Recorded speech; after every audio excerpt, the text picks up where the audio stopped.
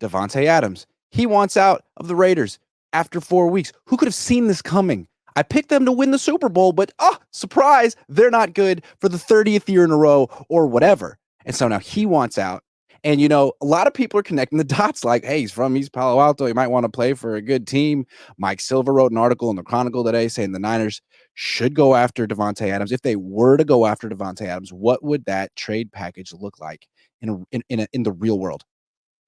Yeah, let me preface this by saying I highly doubt he ends up here. I think there are other teams that make more sense. But if the 49ers were to trade for him, the Raiders, it sounds like, want a second-round pick. And it sounds like they're also willing to pay some compensation or some of his money that he has owed to him for the rest of the year. So 49ers wouldn't necessarily be on the hook for that. I mean, the way that I see it is Davante is essentially a 1-year rental. I mean, you could get him, you could extend him, but most likely he's out after this year. You're trying to win a Super Bowl.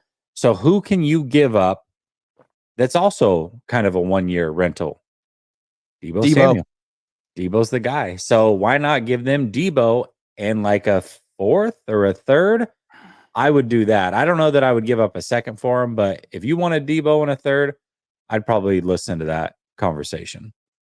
See, I want to come back to this because I like this. I think this thought popped in my head last night as well, the Deebo trade. But I'm terrible at math and numbers and salary cap stuff. I hate it. I don't want to learn it.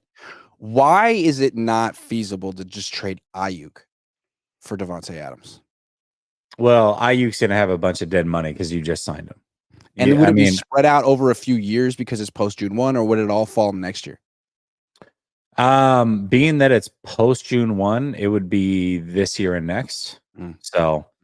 But the one thing that I would say with Aiyuk is that if you were to trade him, he does have that big amount of money that kicks in. I think March of next year, you would be off the hook for that, which is interesting.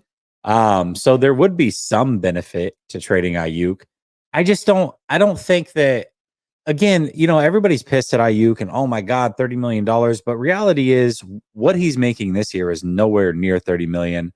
And the whole point of Aiyuk is to be the future number one weapon.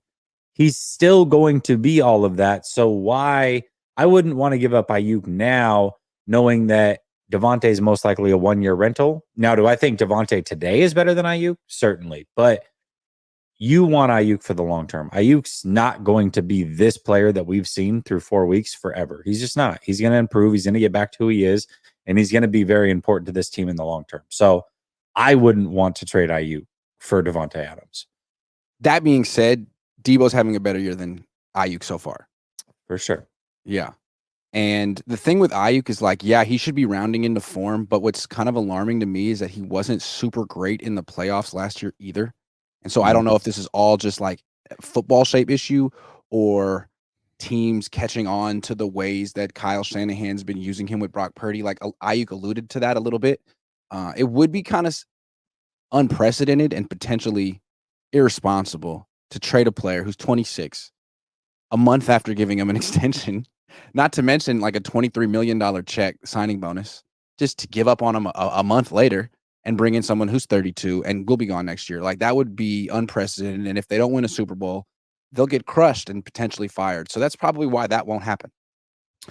Yeah, but the other thing too, when I look at Deebo and I look at Davante, I feel like Davante is like the perfect marriage between Aiyuk and Jennings. Like he's a really good route runner like Aiyuk. He's a big body with a great catch radius like Jennings. And I look at Brock Purdy and he really loves throwing to Jennings. Last year, he loved throwing to Aiyuk. Deebo has been playing well, but you've got the injury thing that you worry about.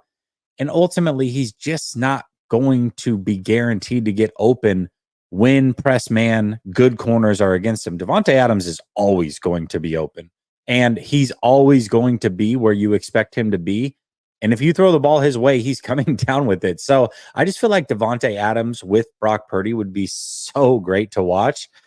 Much better than Deebo. I love Deebo, but I just think, I don't know. I feel like Deebo overall has kind of ran his course as far as what his best days are with the 49ers. Yeah, I think the most alarming stat with Deebo Samuel right now is his yards after the catch. It's not there. It's non-existent. This guy was giving you almost a first down after the catch every time he touched it. Now it's like 4 yards. And if he's not giving you that, and he's not beating press man coverage, and he's not much of a contested catch guy or a catch radius guy or whatever, yeah. Deebo for Yeah. Davante Adams sounds good to me. Yeah, I would love it. And a lot of people last week were like, "Oh, so thought Deebo couldn't beat man on the deep play." It's like that wasn't man. B, the Man. safety blew his coverage, and I mean, not saying he can't ever get open deep. That's not what anybody's saying. But on a regular basis, no, that's not his game. It's just not. Yeah, what the Niners were doing that game, to talk a little bit of scheme, is like the safety didn't even necessarily blow his coverage. Like, that's just the weakness of quarters. If you know the defense is in quarters, then what you're going to try to do is to get those safeties to like bite on something intermediate over the middle. Because if they do, then the outside corners have outside leverage on a post from the wide receiver. And it's really hard to stop a post from behind with outside leverage. You know what I mean? They were also only like 8 yards off the line of scrimmage. So that's not ideal either when you're supposed to be over the top. So, right. Absolutely. So it'll be interesting to see if the Niners go after Davante Adams. Don't expect it. But then again, expect the unexpected. All right, moving on. Go ahead. Quick, though, I do want to say, there is an element to Davante Adams that could have an impact on the 49ers depending on the team he goes to. Luckily for the 49ers, I think the teams that are most likely, you say the Saints, the Jets, what have you, those teams aren't really going to impact anything that the 49ers do. You look at like a Tyreek Hill. Imagine if Tyreek Hill ends up somewhere in the NFC on a threat team. Now all of a sudden, like that could become an issue. Luckily, Davante Adams most likely is not going to a team that's going to impact the 49ers negatively. What about the Rams?